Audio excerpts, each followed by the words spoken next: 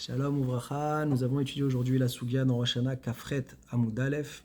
La Gemara rapporte un cas de quelqu'un qui aurait écouté les sonneries du shofar à travers une corne d'un korban Ola ou d'un korban Shlamim. La Gemara dit que dans le Ola, a posteriori, on sera acquitté et qu'au contraire, dans le Shlamim, dans tous les cas, on ne sera pas acquitté. Sur ça, la Gemara pose l'action, mais pourquoi dans un cas oui, dans un cas non? C'est des Mukdashim, tous les deux. Sur ça, on répond non, ils ne sont pas dans la même famille des Mukdashim. Il y a les Kadashim Kalim, comme le Shlamim, où là, il n'y a pas le djinn de Meila, alors que dans le Korban Ola, c'est Koché Kadashim, où il y a le principe de Meila, et le principe de Meila fait que ça fait sortir, ça désacralise, on passe au Choulin, et donc en fin de compte, quand j'ai entendu les sonneries du chauffard, je les ai entendues d'un Korban qui était maintenant désacralisé, qui était donc des sonneries de Choulin, et donc je peux m'acquitter, tandis que dans le Shlamim, ça reste des sonneries de Ekdesh, et les sonneries d'un Korban Ekdesh, qui est Mukdashin, ça marche pas. Ça, c'est au niveau technique, très bien. Sur ça, Rava, il voudrait dire, mais pourtant non, on devrait interdire dans tous les cas, puisque même dans le cas du Ola, quand je l'ai entendu dans un moment où il n'était pas encore Yatzal et Choulin. Le Edjin de Mila ne vient que par la suite.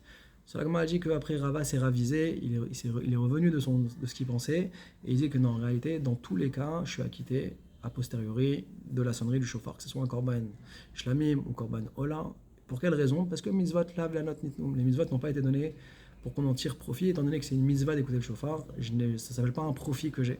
Donc on voit que Rava il est cohérent avec ce qu'on a vu la veille dans Nedarim.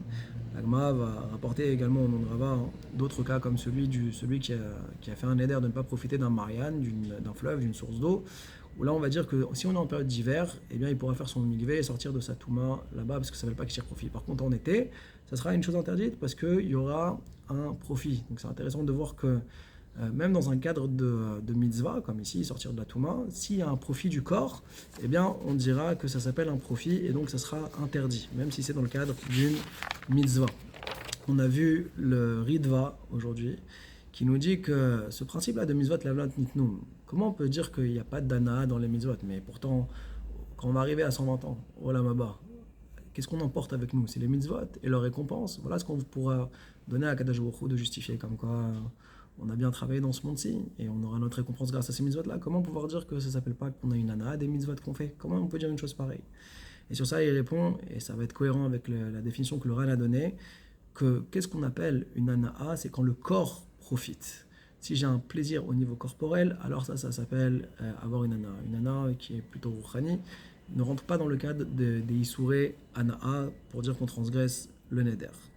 Donc ça c'est le chidouche qu'a donné le Ritva. Et donc on a la preuve d'ailleurs avec la Gemara qu'on a vu dans Rosh Hashanah de celui qui se trompe dans le fleuve. On a vu également le chidouché Arashba qui pose la question concernant ce qu'on a dit dans la Gemara, à savoir pourquoi quand on dit Omer Anat Tashmishi Alai, celui qui dit le plaisir de la relation, je me l'interdis, pourquoi est-ce que ce neder-là, alors, empêche d'avoir une relation avec sa femme? Alors c'est vrai qu'ici c'est sur le plaisir lui-même et pas sur la personne, mais quand même, le mitzvot, la nitnum, si les mitzvot c'est pas une ana'a, alors on devrait dire que c'est permis, qu'il ait une relation avec sa femme. Et sur ça, le Rashba il répond en disant que cette mitzvah-là, elle n'est pas par rapport à elle, mais elle est par rapport à lui. Parce que c'est lui qui est le mari qui est assujetti vis-à-vis de sa femme. Et donc, quand il dit Anat Tashmishi Alai, en vérité, il a réussi à délier l'assujettissement qu'il a vis-à-vis d'elle. Et donc, maintenant, dorénavant, il n'a plus de mitzvah qui l'impose, qui lui oblige à être avec elle. Sur ça, il a posé la question, mais pourtant, il y a encore la mitzvah de Père Verivia, d'avoir des enfants. Et donc, c'est encore une mitzvah. Et donc, mitzvah de la blanquetum, on devrait dire qu'on a le droit. Le neder ne devrait pas fonctionner. Sur ça, qu'est-ce qu'on répond?